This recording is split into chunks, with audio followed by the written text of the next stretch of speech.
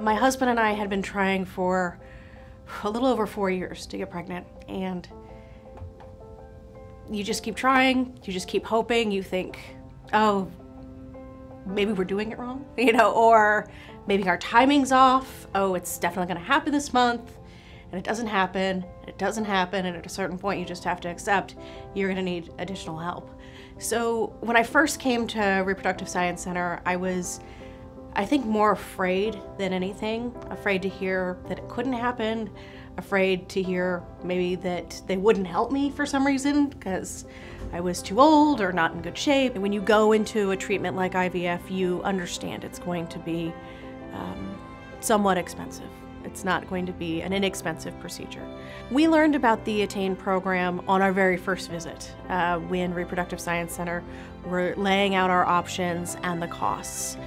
When you first see some of the costs of these procedures, it can be a little daunting.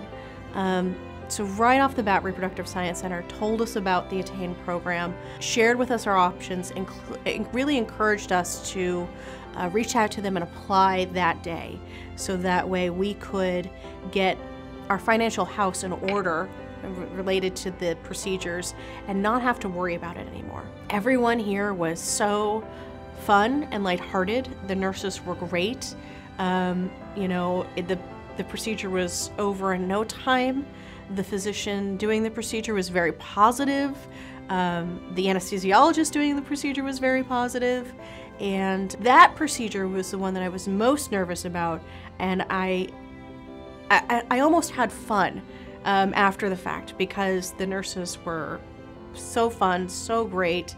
I wanted to keep the socks with little tread on the bottom of them. And they were like, yeah, keep them. I figured I'd at least get the fancy socks. We were able to have a successful procedure on the first round.